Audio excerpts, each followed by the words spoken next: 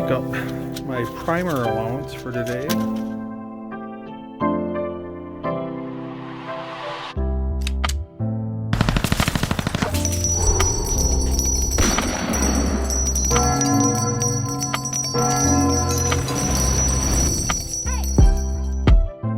To the point, informative, entertaining, and protecting the Second Amendment. Welcome back to Elfster's Rifles and Reloading. And I figured I'd quick jump in here for you guys and make a quick little video on using a bore scope, and specifically this 36-inch flexible model Teflon bore scope, to inspect your rifle brass. And it's not necessary to do this, obviously, but it's kind of interesting. Something, if you want to dive further into the rabbit hole of reloading, you could actually check out your rifle brass by using a bore scope. And not only by using the side-facing mirror to check out the case mouth opening where the bullet is seated, and then your chamfer for accepting the bullet, but you can actually take the side-facing mirror off, and you can check the interior of the casing body itself, especially for such things such as case head separation, or if you're concerned about possible flash hole issues, burrs on the flash hole. Maybe you seeded some primers and you're wet tumbling and you're kind of concerned, like, man, was that rifle brass dry enough? Maybe there's some water in those primer pockets. You could definitely check out the interior of your brass by using a bore scope. So enough of the BS talk. Let's jump right into this. And I'm going to show you how to use a bore scope to check out your rifle brass for such things as chamfering, the evenness and consistency of chamfering between your different pieces of brass, depending on your methods, how clean the case mouth opening and the neck is where the bullet is seated, the interior brass, if you're concerned about how clean it is or it's not clean, flash holes, and if there are any burrs on the flash holes, and other things. So let's jump right into this. And this isn't necessary if you're just starting out in the reloading world. You definitely don't need to do this, but it's kind of interesting because it's something you could definitely check out in regards to inspecting your rifle's brass. And one of the worst things that you can run into in the reloading world is case head separation. And typically, more times than not, when people want to check out for case head separation, is they use a paper clip. And what you could do is actually take a paper clip and you can bend it in this configuration, put a little bit of a 90-degree bend on the tip of the paper clip, and you could scratch the inside of the paper clip, the inside of the brass for case head separation. What case head separation is usually shallowness or indentation in the brass. It's usually around here on the body, where the brass is getting so thin that it will eventually, literally, the case head separates from the base of the brass, and it can be very, very dangerous in the reloading world. That's something you definitely need to keep an eye on, especially if you're using this as something like an AR and you're getting an excessive amount of reloads out of that piece of brass and you're pushing the longevity of that brass. Is something to be concerned about, especially if you're not using something like headspace gauges that you clamp on your calipers, and you really are just taking that die and spinning it down your press, and you're not measuring your headspace on your brass before it's fire formed, after it's fire formed, and how much you're measuring the headspace after you size that brass. More times than not, and everyone's got a different method of their madness, but for a bolt action, I usually recommend from fire formed brass, bumping that headspace back roughly 1/1000th to 2/1000ths of an inch. For an AR, I always recommend bumping that headspace back roughly 3 to 4/1000ths of an inch in regards to bumping that headspace back from fire form. And if you're absolutely new, you have no clue what I'm talking about, matter of fact, I'll put a picture here in the corner of the screen here to give you more further detailed information of what I'm talking about in regards to bumping back your brass from fire form. And it's really important that you do this, not only for function, but to make sure you're playing it safe. Worst thing you can do is try to load a piece of brass that's been reloaded and it has zero headspace, and even worse, if it has more headspace than what your firearms chamber can accommodate. But on the flip side of that coin, you can excessively bump back the headspace from fire form. And if you get that piece of ejected brass and you're measuring that headspace and you're not, for example, an AR, you're not bumping that headspace back 3 to 4 thousandths of an inch, you're doing something way excessive and you're doing something more like 8 to 10 thousandths of an inch, which would be really, really bad. What's happening is, let me see if I get this to zoom in here for you guys, is you are excessively bumping that datum line or the neck, the headspace of that back excessively 8 to 10 thousandths of an inch, and then you fire form it and it fires back 8 to 10 thousandths of an inch, and then you bump it back 8 to 10 thousandths of an inch, and you fire it back 8 to 10 thousandths of an inch, and you can repeat that process over and over. And what's happening is, because you are excessively bumping that brass 8 to 10 thousandths of an inch, that brass needs to flow somewhere. It just can't disappear. And more times than not, if you are incorrectly bumping your headspace and excessively bumping it, that brass will flow through the die because you're excessively bumping the shoulder of the datum line back, and that brass will grow. That brass needs to go somewhere, so it can't just mystically disappear. And that's why if you notice yourself excessively trimming off brass every time you reload it, more times than not, you're excessively bumping back your headspace. And what will happen because of that is the walls of your casing will thin. That brass has to go somewhere, and it usually will grow through the die, and you trim it off. And every time you do that, the walls of the casing get thinner and thinner and thinner, and to the point where case head separation will actually occur. And that's exactly what it means. The case head literally separates from the base of the brass. And you could actually check for case head separation by taking a paper clip like this. And you can bend the end of the paper clip. Let me see if I can focus in on this here. You can bend the end of the paper clip like this at a 90 degree. And you could scratch the inside of the case body and feel for any shallowness. Usually it's going to be somewhere around here in the case body. And even your more expert reloaders can eventually run into this. And all my years of reloading thousands of pieces of brass, I have ran into one instance of case head separation. And the way to test for that, like I said, is take a paper clip like this. And it's very important to keep an eye out for case head separation, especially if you're pushing the longevity of something, for example, like this 223 brass in an AR. I typically don't reload past 6 or 7 reloading sessions on something like this. You know, usually the bolt action you can get more, but you know, you will actually start to feel an indentation or a groove inside the brass. And what I want to show you guys is not only using this method with a paper clip, but you can actually use a bore scope to check out the inside of the brass. Now, in this specific example, I'm going to show you 100 pieces I pulled out of this box. I bought 1,000 pieces of 556 Lake City brass off a gentleman on Facebook for roughly 80 bucks. This brass was not fired out of any of my firearms. This is mostly fired out of a military grade M16 or SCAR, who knows? It's hard to say, but I pulled out 100 pieces of that brass and I prepped it up.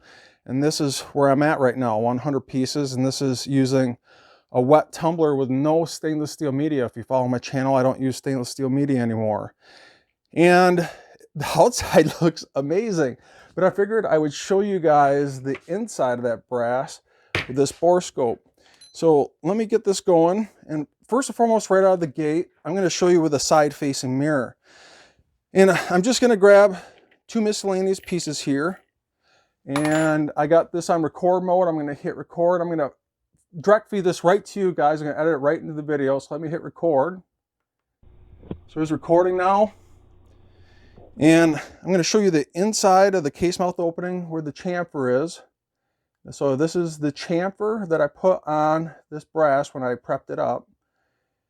And you could see that the chamfer is very consistent.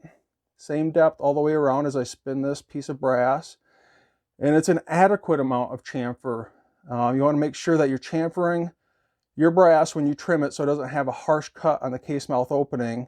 Because if you don't do that, what will happen is you'll either scratch or rip off the copper jacket of your bullet when you go to seat it. Now, here is the case neck itself. And there's many many opinions in regards to this. I know a lot of guys like to get their brass as sparkly as could be. I personally don't like to get my brass super shiny on the inside, especially for the case mouth opening. And a lot of bench rest rifle shooters I know will specifically use dry tumbling with walnut media to make sure they leave some carbon in the case neck where they seat the bullet, somewhat of a bullet lubrication. So they're getting consistent velocities as that bullet leaves the case mouth of the brass itself. But what I'm looking for is any gouges or anything in my reloading process. Maybe if you are full length resizing with something like a button pulled pin on it, you're looking for any humongous gouges in the actual neck of the brass where you're seating the bullet. But this looks really good. Now, is it, like I said, perfectly shiny brass where the bullet is seated on the neck? No, but in my opinion, I actually want that. And everyone has opinion to their reloading methods, but that looks amazing. And what I'm looking for is the consistency of the chamfer. Let me grab another piece here. And here's the next piece here. So you can see this one has a nice consistent chamfer on it. So that looks really, really good. You know, the neck obviously looks the same. But what also you can do is you can take this side facing mirror clean off. So let me take this off here. I'm going to screw down this coupling, make sure it doesn't fall inside the brass. I'm going to grab a miscellaneous piece of brass here. We're going to check out the inside of the case body, especially for some of you guys who are new and want to actually see what this looks like. So this is what the inside of the case body looks like. And like I said, I do not use stainless steel pins. So there's no pins getting here making this super shiny. Now, in my opinion, does that affect accuracy, or especially something like the volume of the brass? Now, in my opinion, I haven't noticed any type of accuracy difference, whether I use stainless steel media for cleaning the inside of the case bodies. But that's something, if you're concerned about that, you might want to do something like a water volume test. You could definitely do that on a few pieces of brass that have been cleaned with stainless steel media and a few pieces that haven't, and check out the water volume between them if you're concerned about something like that. And does this residue that hasn't been cleaned out of the inside of the case body, now keep in mind the outside looks amazing, does that suck up a particular amount of volume out of the inside of that case when you're dropping that brass? Are we talking 0.02 grains or maybe 1 full grain of powder?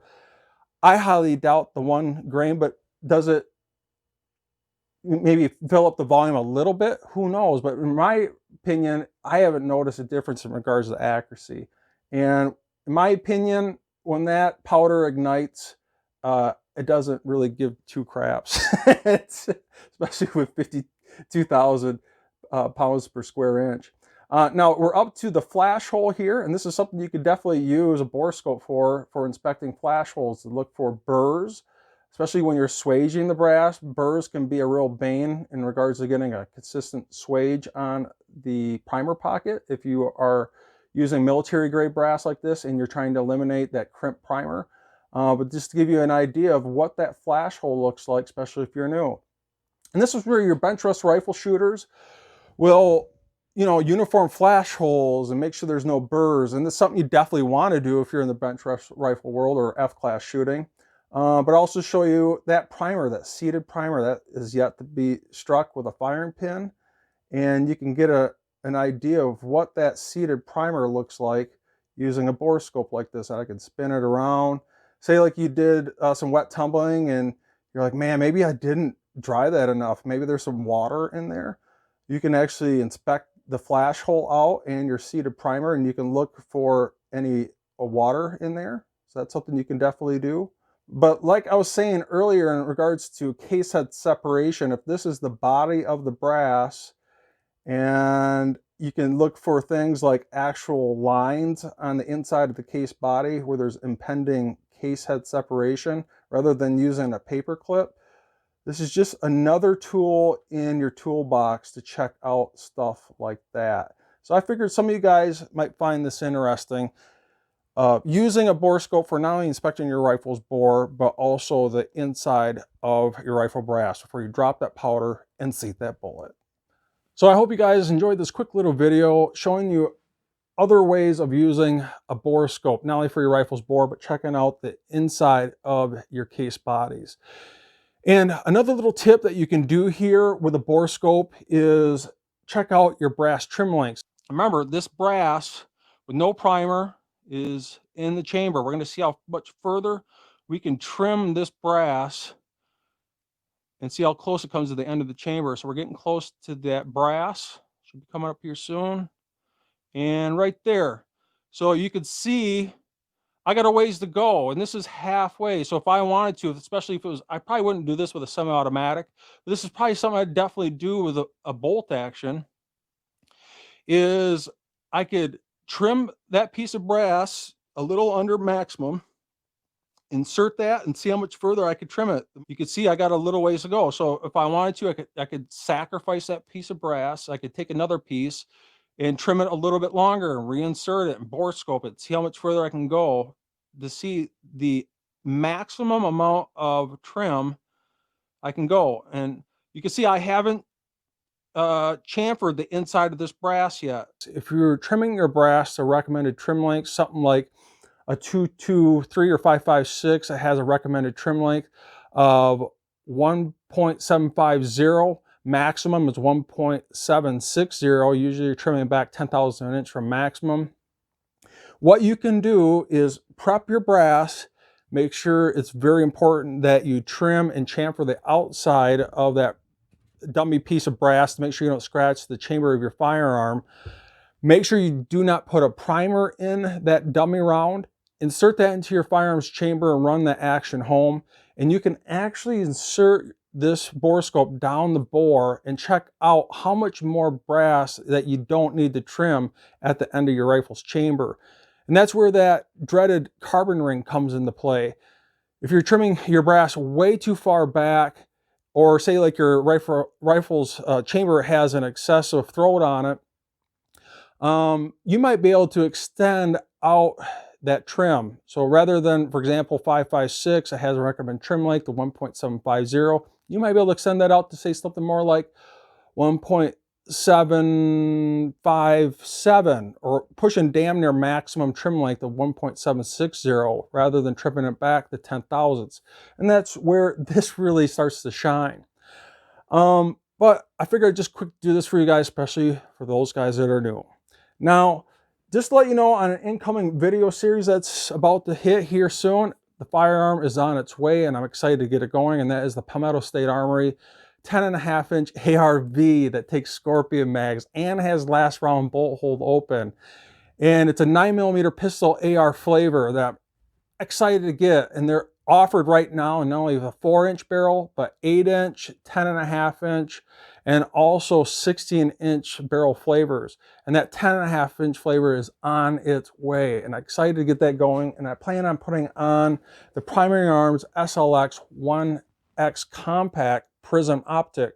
For those guys that are getting old, like myself, and that astigmatism is becoming worse and worse in regards to using a red dot. If you're not sure what astigmatism is, if you're looking through a red dot and that red dot is really blurry, hard to see, you might have astigmatism problems, especially as you get older and your eyesight gets worse.